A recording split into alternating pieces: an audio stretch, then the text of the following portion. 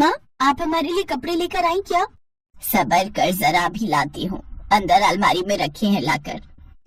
ये कहकर कमला सीधे अपने कमरे में गई और वापस आते हुए उसके हाथ में 2 पैकेट थे।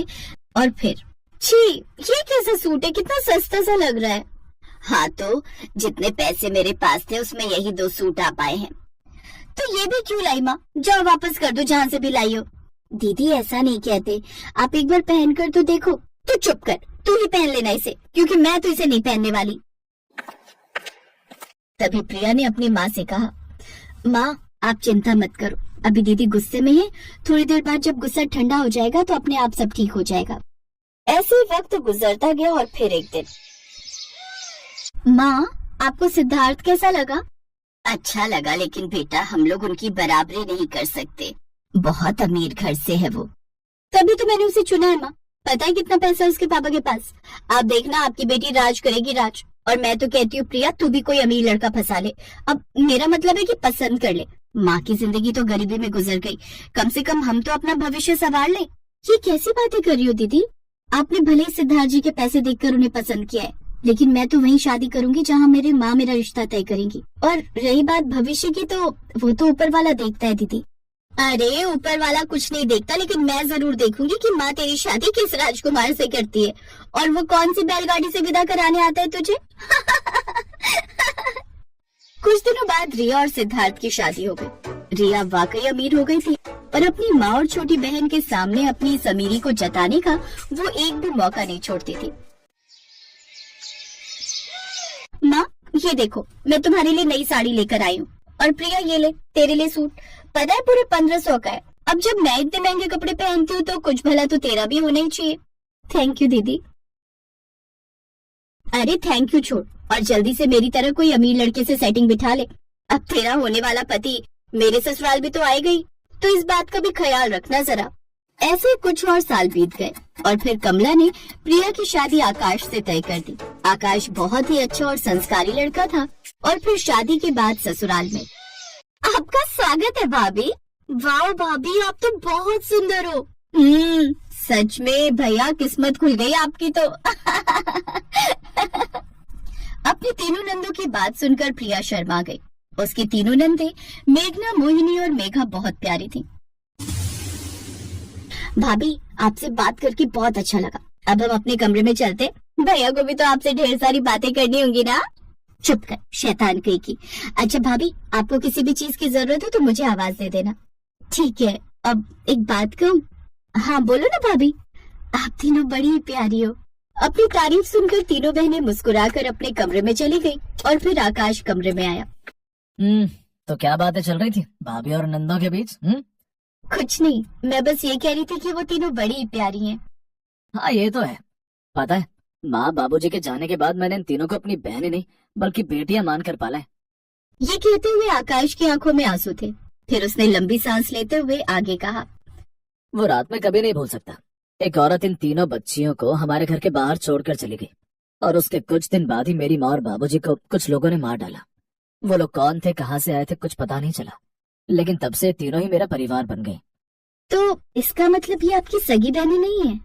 नहीं, पर ये तीनों मुझे अपनी जान से भी ज्यादा प्यारी हैं और ये तीनों भी मुझे ही अपना सब कुछ मानती हैं। वो मेघना है ना, पता है उसने बहुत जल्दी घर की सारी जिम्मेदारियां संभाल ली ताकि मैं अपने काम पर ध्यान लगा सकूं। फिर उसी ने दोनों छोटी बहनों को पाला। क्या बताऊं तुम्हें, बड़े कष्ट सहे हमने प्रिया। अब बस मैं आ गई हूँ ना, मैं इनकी भाभी नहीं बल्कि माँ बनकर रहूंगी, ये वादा करती हूँ आपसे।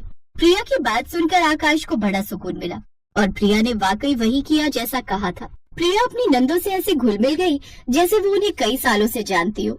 फिर एक दिन प्रिया के फोन पर उसकी बड़ी बहन रिया का कॉल आया। हेलो प्रिया, कैसी है तू? अच्छा सुन, वो श्वेता की शादी में चलना है ना? हाँ दीदी, उसका फोन तो आया था। चलो तो फिर शादी में मुलाकात होती है। पर सुन ना, मैं तो बड़ी कंफ्यूज हूँ यार, क्या पहनूं शादी में? वैसे तू क्या पहनेगी? मैं शादी की कई साड़ियाँ रखी हैं, उन्हीं में से कोई पहन लूंगी। मैंने कहा था ना किसी अमीर लड़के से शादी कर। अगर बात मान ली होती मेरी तो आज मेरी तरह तू भी नई नई साड़ी खरीद रही होती।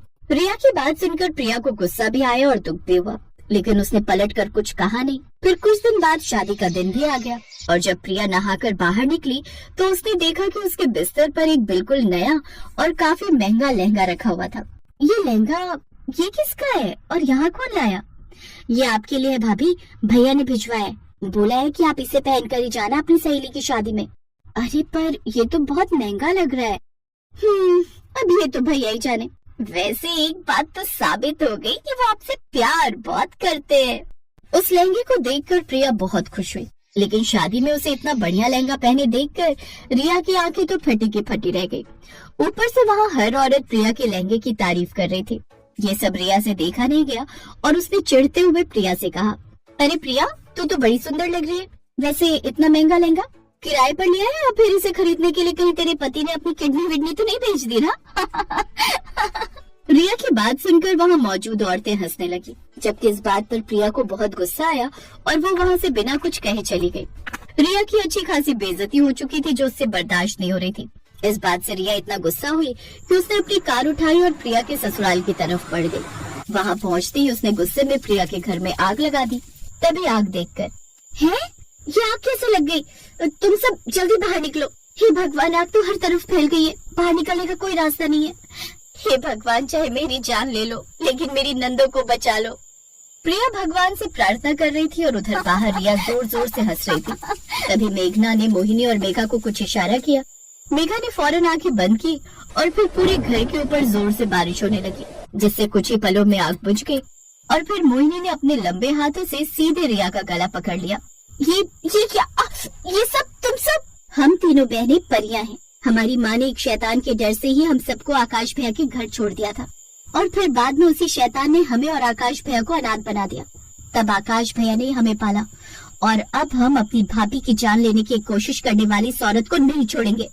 मोहिनी, छोड़ दो दीदी को, हम फिर से अपना घर बना लेंगे। इन्हें सबक मिल गया। मेरी बेइज्जती करने चली थी और खुद सबके सामने अपमानित हुई। दीदी चली जाओ यहाँ से, इससे पहले कि मैं इन्हें रोक न सकूं। इतना सुनते ही रिया गिरती पड़ती वहाँ से भाग निकली और फिर प्रिया को कभी किसी ने परेशान नहीं किया।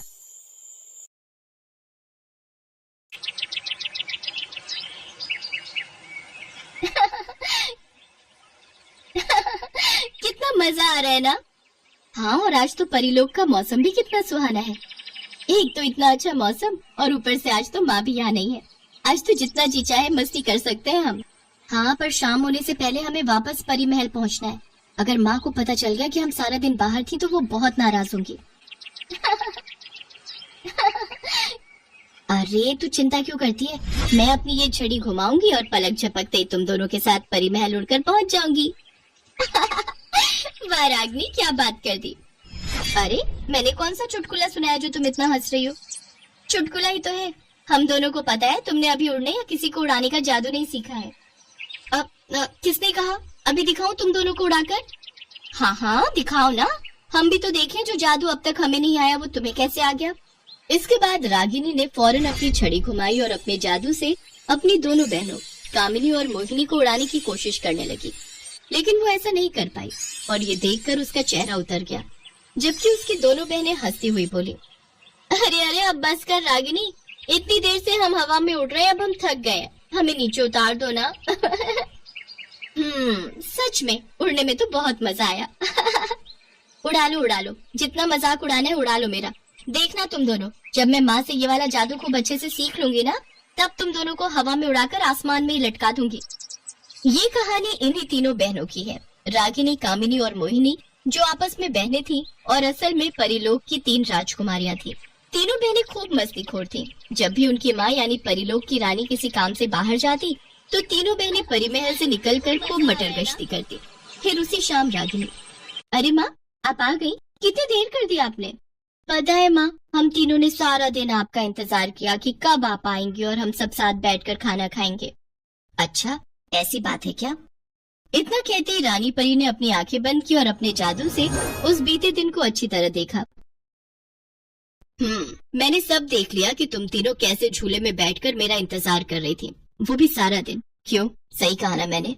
माँ आप ये कैसे कर लेती हो? अरे पागल, माँ को कौन सा जादू नहीं आता? माँ हमें भी सिखाओ ना, हमें भी सारे जादू सीखने हैं। हाँ, हमें चीजों को उड़ाना तो आता है पर खुद नहीं उड़ना आता। वो इसलिए क्योंकि तुम तीनों बहुत चंचल हो। जादू सीखने के लिए बहुत एकाग्र होना पड़ता है। चलो अब ये सब छोड़ो और खाना खाकर सो जाओ। कल तड़के सुबह ही मैं तुम्हें सिखाऊंगी कि कैसे उड़कर कहीं भी पहुंचा जा सकता है। ठीक है? ठीक है माँ। जब वो तीनों सो रही थी तभी खिड़की के पास एक आदमी आया और बोला, सो गई महाराज, तीनों सो गई। इस परिलोक की सत्ता अपने हाथ में लेने का वक्त अब आ गया है। ये तीनों अब जाएंगे परिलोक से बाहर और रानी परी जाएगी जेल में और मैं और आप बैठेंगे परिलोक के सिंहासन पर। महाराज अनंत सिंह की जय हो, जय हो। ये है परिलोक का महामंत्री और रानी परी का सलाहकार अनंत सिंह, जो असल में बहुत ही दुष्ट था। अनंत सिंह सारे जादू जानता था और खुद परिलोक का राजा बनना चाहता था। उसने अपने जादू से रानी परी को बेड़ियों में कैद करके उनसे उनकी जादुई छड़ी भी छीन ली। दुष्ट अनंत सिंह, तूने दिखा दी ना अपनी असलियत। मैं तुझे छोड़ूंगी नहीं। तू क्या कर लेगी बुढ़िया? तेरी छड़ी तो मेरे पास है, तो अब तुझसे कोई जादू तो होगा नहीं। और रही बात तेरी बेटियों की, तो उन्हें भी ठिकाने लगा चुका हूँ मैं। रानी परी को लगा कि अनंत सिंह ने उसकी तीनों बेटियों को मार दिया है। वो फूट फूट कर रोने लगी। उधर धरती पर जब तीनों राजकुमारियों की आँख खुली तब, अरे ये हम कहाँ आ गए और ये हमारे कपड़ों को क्या हुआ? माँ कहाँ है और हमारा परी महल? लगता है ये धरती लोक है। माँ ने मुझे बताया था इस लोक के बारे में, पर हम यहाँ आए कैसे और अब वापस कैसे जाएंगे?